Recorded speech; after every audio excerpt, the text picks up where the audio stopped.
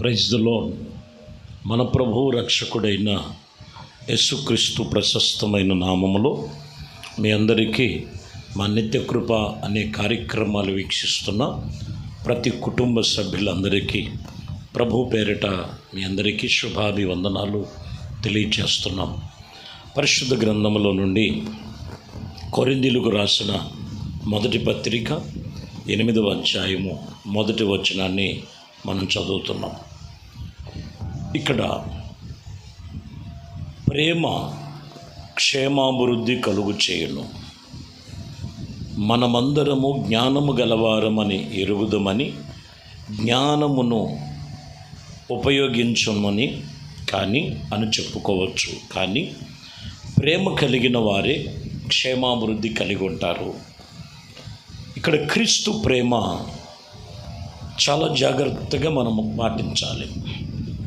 లోక సంబంధమైన ప్రేమ కాదు. అక్కడ కొన్ని బలిగా అర్పించచ్చు, కొన్ని వ్యర్థమైన వాటిని చేస్తూ, అర్థమైందండి, ఏదో నాకు క్షేమం కలుగుద్ది, ఏదో నాకు లాభం చేకూర్చబడుద్ది, నాకేదో కలుగుతుందని చెప్పుకుంటాం వల్ల ప్రయోజనం లేదు. క్రీస్తు ప్రేమలోనే ఏం కలిగి ఉన్నదంటే నీకు క్షేమము, ఆశీర్వాదాలు కలిగి ఉంటాయి. వ్యర్థమైన వాటికి వ్యర్థమైన చోటిచ్చి నేను జ్ఞానిని కదా అని చెప్పుకుంటూ అజ్ఞానంలో ఉండేవాళ్ళు ఎందరో ఉన్నారు. వాక్యమే జ్ఞాన సంపన్నమైనటువంటి దేవుని మాటలు.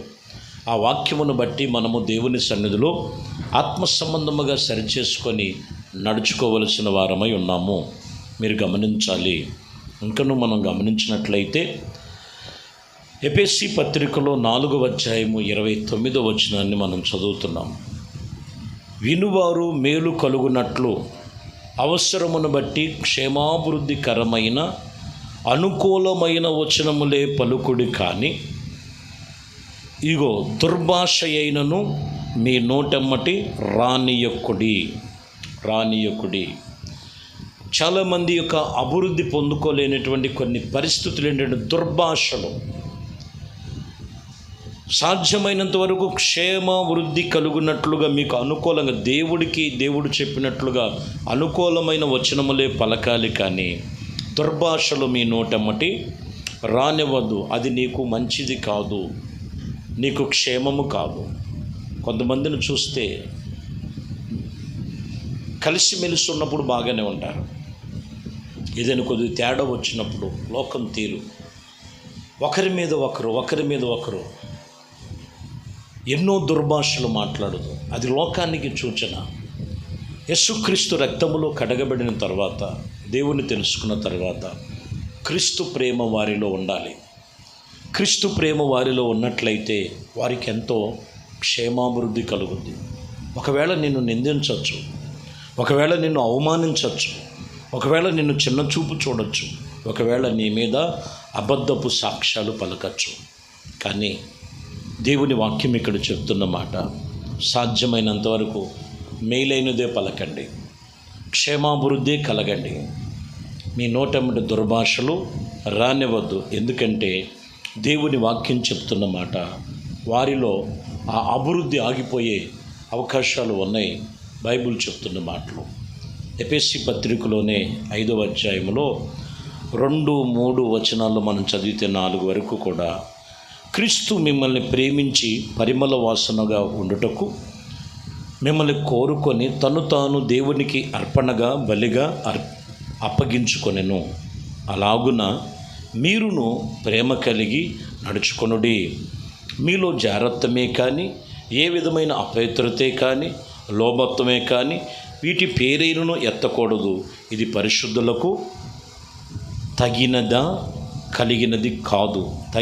కాదు. మీరు గుర్తుంచుకోవాలి. కృతజ్ఞత వచనములే మీరు పలకవలెనే, కానీ మీరు బూతులైనను పోకిరి మాటలైనను సరస్వత్తులైనను ఇదిగో ఉచ్చరింపకూడదు. ఇది మీకు తగవు, ఏది కూడా తగదు. సాధ్యమైనంత వరకు అక్కడ పౌలు గారు అంటాడు, క్రీస్తు ప్రేమ వల్లనే మీరు పరిమళ వాసనగా మీరు ఉన్నారు. క్రీస్తు ప్రేమనందు మీరు నిలిచి ఉండాలి. కానీ కొంతమంది చెప్పినంత వరకు చెప్పి, చేసినంత వరకు చేసి, భయభక్తులు కలిగి నడుచుకుంటున్నామని చెప్పి ఇంకా వారిలో కొంతమంది ఏ విధమైన అపవిత్రతే కానీ, లోభత్వమే కానీ, ఎటువంటిది వీటి పేర్లైన ఎత్తకూడదు, పరిశుద్ధులకు ఇది తగినదా అని ప్రభు సన్నిధిలో చెప్తున్నాడు. ఏ విషయంలో తగినది కాదు. మీ నోటముడి కృతజ్ఞత వచనములే పలకాలి కానీ దుర్భాషలు రావటం వలన క్షేమాభివృద్ధి కలిగినది కాదు, ఆత్మీయతలో ఎదగలేరు అని వాక్యం చెప్తున్నటువంటి మాట. మరొక మాటలో మనం గమనించినట్లయితే ఏబు రాసినటువంటి ఏబు గ్రంథములో 2వ అధ్యాయము 10వ వచనం రాయబడిన మాటలో మనం చూస్తే, అందుకతడు మూర్ఖురాలి వలె మాట్లాడినట్లుగా నీవు మాట్లాడుచున్నావు. మనము దేవుని వలన మేలే అనుభవించితిమి కానీ కీడు మనము అనుభవించలేదు కదా అని ఈ సంగతి విషయములలో ఏ విషయములోనైనను ఇదిగో ఏబు నోటి మాటతోనైనను పాపము చేయలేదు. నోటి మాటతో ఎక్కడ పాపం చేయలేదు. ఎందుకంటే కృతజ్ఞత వచనాలే చెప్పాడు. దేవుడిని ఎప్పుడు కూడా దూషించలా. ఈరోజు మనం గమనించినట్లయితే వాళ్ళకు అనుకూలంగా ఉంటే దేవుణ్ణి అనేక రకంగా పొగిడేటువంటి వారు కూడా లేకపోలేదు. వాళ్ళకు అనుకూలంగా జరగకపోతే దేవుని దూషించేవారు కూడా లేకపోలేదండి. ఈరోజు మనం గమనించినట్లయితే ఏబు జీవితంలో ఇదిగో దేవుని సన్నిధిలో తన భార్యను గద్దించి మరి మూర్ఖురాలి వలె నువ్వు మాట్లాడొద్దు, దేవుని సన్నిధి విషయంలో, దేవుడి విషయంలో కృతజ్ఞత వచనాలే పలికాడు కానీ దేవుణ్ణి ఎక్కడ కూడా ఏబు నోటితో మాటతో ఆయన దూషించి పాపానికి చోటివ్వలేదు. ఎందుకంటే వాక్యం చెప్తున్న మాట, జీవమరణములు నీ నాలుకలోనే ఉన్నాయి. దేవుని సన్నిధిలో వాక్యం చెప్తున్న మాట, ఆ మాటను నువ్వు సరిచేసుకొని క్షేమాభివృద్ధి కలిగినటువంటి అనుభవాలు అక్కడ ఉన్నాయని, సత్యమును మీరు తెలుసుకోవాలని లేఖనాలు ఇక్కడ తెలియచేస్తున్నటువంటి మాట. మరొక మాటలో మనం చూస్తే రాయబడిన మాటలు కొరింథీయులకు రాసిన పత్రిక 1 కొరింథీ 2:13 వచనాల్లో మనం చదువుతున్నాం. ఇదిగో ఆత్మ సంబంధమైన సంగతులతో సంచరించుచు ఆత్మను నేర్పు మాటలతో వీటిని గూర్చి మేము బోధించుచున్నాము. ఆత్మసంగతమైనటువంటి మాటలు, ఆత్మసంగతమైనటువంటి సంగతులే ప్రభు సన్నిధిలో మనం నేర్చుకోవాలి. మనిషి జ్ఞానమును నేర్పిన మాటలతో కాక, శరీర సంబంధమైన వాటితో కాక, ఆత్మ సంబంధమైన మాటల చేతనే నువ్వు దేవుని సన్నిధిలో సరిచేసుకొని ఆత్మీయంగా కట్టుకునేది అదే. ఎన్నాళ్ళు ప్రార్థనకి వెళ్ళినా, ఎన్నేళ్ళు దేవుని వాక్యమైన మాటల్లో మార్పు రాదు కొంతమందికి. అందుకనే అక్కడ వాళ్ళకి అభివృద్ధి అభివృద్ధి అక్కడే జరగట్లేదు.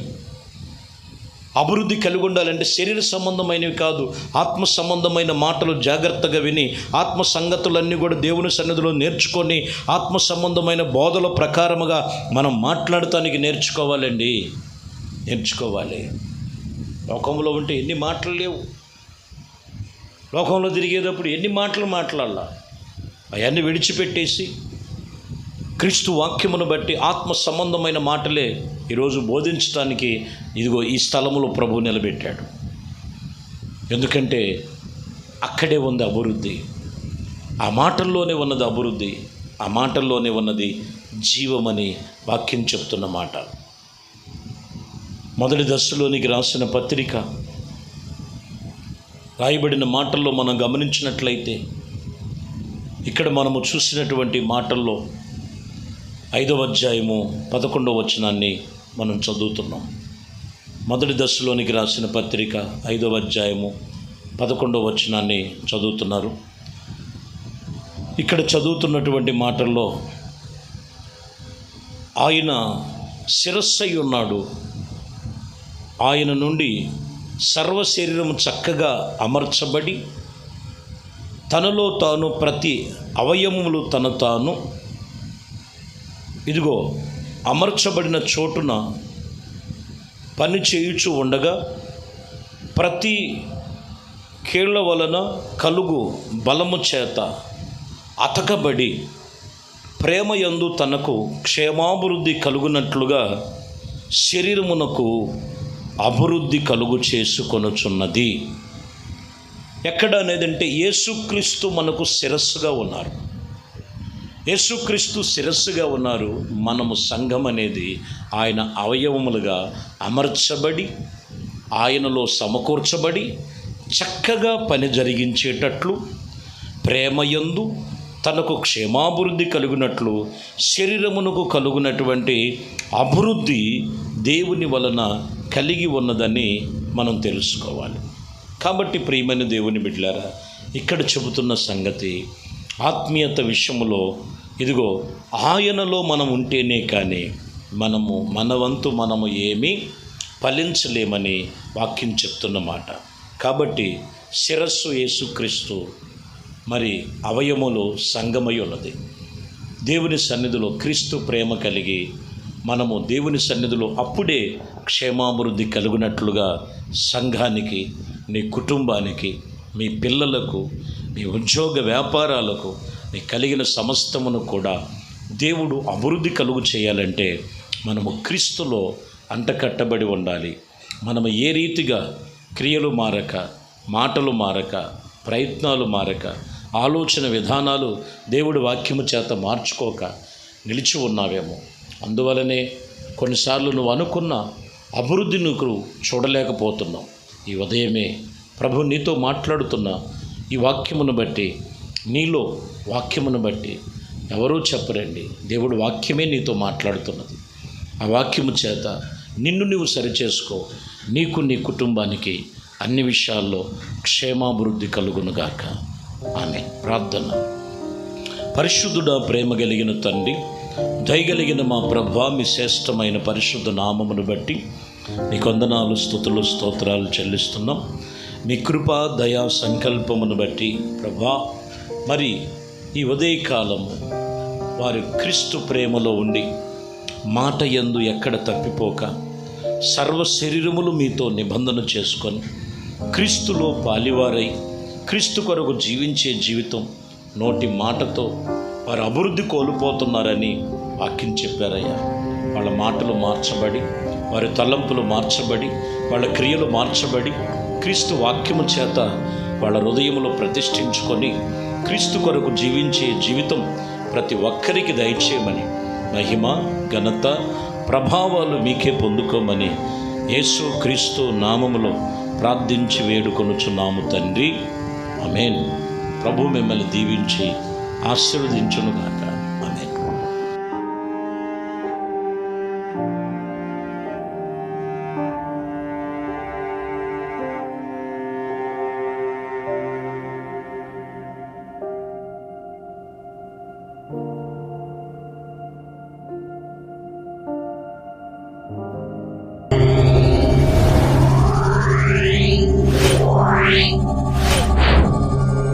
Yeah.